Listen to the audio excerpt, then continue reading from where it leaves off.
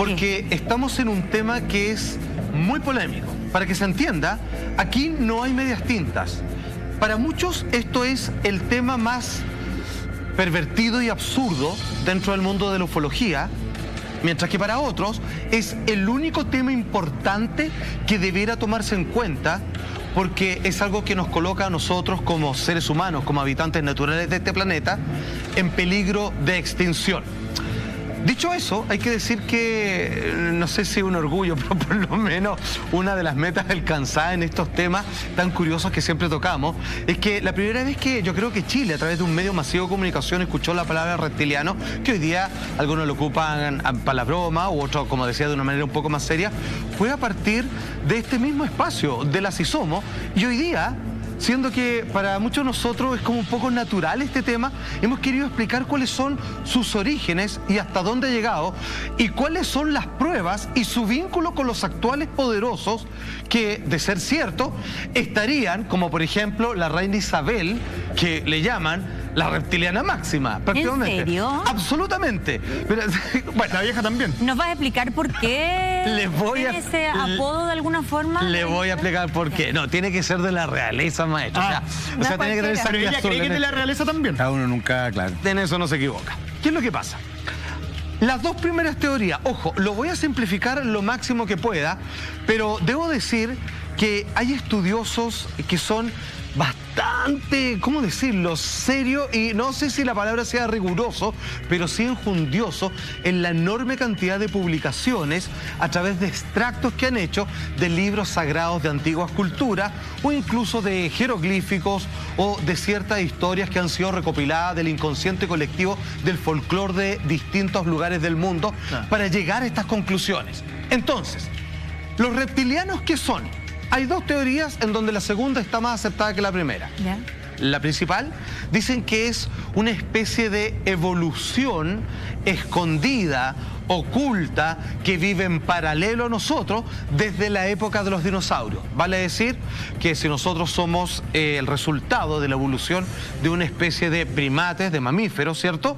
Existe que los antiguos dinosaurios, que vivieron hace 65 millones de años y un poco más, antes que el ser humano incluso, habría evolucionado, habría coexistido en otra forma de vida en el interior de la Tierra, escapando de las épocas glaciales, por ejemplo, ya que sus características como de un reptil es de sangre fría y tendría serios problemas con estas épocas, digamos, del hielo, y que habría sobrevivido a nuestro tiempo, y al tener tal nivel de ventaja, porque existían mucho antes que nosotros, ellos serían parte de nuestros dominadores y estarían en círculos de poder. Esa es la segunda, que es la que más se entiende o la que más se respeta dentro de estas dos curiosidades. Que me da una duda con estas teorías, porque de repente yo creo que uno ha pensado que los reptilianos tienen puntos en común con los seres humanos, porque aparentan ser seres humanos. Claro. Según lo que tú dices, al ser como una especie en paralela, no comparten nada con nosotros, ni información genética, ni ADN, porque vienen de otra especie, pues, de los reptiles, y nosotros de otro lado. O sea, nunca tuvimos como un punto en común en nuestra evolución. Esta es una de las teorías. Ajá, claro. Porque la otra, que es la que finalmente, el que cree, digamos, es la que tiene. Ahora, es que es curioso, porque me cuesta decir la palabra asidero, porque aquí estamos entrando en un mundo en donde es un salto de fe, y siendo de que uno puede unir piezas de un rompecabezas, podríamos estar hablando de una gran manipulación comunicacional, porque la otra teoría es que ellos no son descendientes de los dinosaurios, sino que pertenecen a una raza extraterrestre que, así como en algunas citas en la Biblia, como se habla de los Elohim, ¿cierto?, o de los Nephilim, gigantes, etcétera, etcétera, ellos ahí, querida Carla, se habrían mezclado, como está dicho en el Génesis, por citar un libro, ¿cierto?, antiguo, religioso y con características históricas también, se habrían mezclado con nuestra raza, y en algunos casos todavía lo seguirían haciendo para conseguir ciertos componentes genéticos, entre otras cosas, para asemejarse a nosotros. Ya, pero de respecto a esa teoría, al menos, y de lo que conocemos de un montón de civilizaciones anteriores a la, o sea, de humanas pero antiguas, el reptil siempre se repite.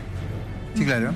Y eso da lo mismo el continente o el lugar. Se repite en distintos lugares donde no había contacto, y eso por lo menos es llamativo. A ver, ¿qué te parece esto, Jaime? Porque voy a retomar lo que dice Lama, que es muy interesante. Si yo tomo la Biblia, está Adán y Eva, que es una creación pura, ¿cierto?, de Dios, y aparece una serpiente que le da a comer del árbol del conocimiento, le hace una transformación genética, por así decirlo, mágica o milagrosa. Ok. Esa misma historia se cuenta de otra forma dentro de la cultura mapuche, donde hablan que hay dos serpientes que controlan todo, que es Trentrénica y Caibilú, y que en esta disputa se genera la creación del ser humano, o se defiende. Esa misma historia está dentro de los sumerios, que dicen que hay una raza, los Anunnaki, de características reptiloides, que uno nos crea como esclavos y otro finalmente nos da la oportunidad de seguir procreándonos y evolucionando, y que no como un mero instrumento de mano de obra. Claro. Están los sumerios. Está que en la antigua China los grandes sabios que vinieron del cielo eran dragones voladores, que es una serpiente que vuela, y que nos entrega la escritura, la agricultura, las matemáticas. Lo mismo está en la serpiente alada, ¿cierto?, de los mayas, como Quetzalcóatl, etcétera, etcétera. Y así, lo que dice él tiene razón, se repite. Incluso hasta la forma de nuestro ADN tiene una forma de la doble hélice, como una que es una forma como... y que se usa también en medicina, de hecho. En medicina está en el báculo de Mercurio, ¿cierto?, que es un comunicador, aquel, digamos, que puede ser medio tramposo. Entonces, lo que dice Lama es parte de los fundamentos donde en toda o gran parte de las culturas dicen, en el comienzo habían serpientes o una gran serpiente que metió la mano, nos creó a nosotros y siempre ha estado ahí, visto como diablo que nos tienta y nos manipula, o como que conviven a secretos con nosotros. Pero hay cosas que a mí me llaman la atención, porque simbólicamente, porque yo creo que una cosa es cómo tú estableces ciertas dinámicas culturales en función del simbolismo.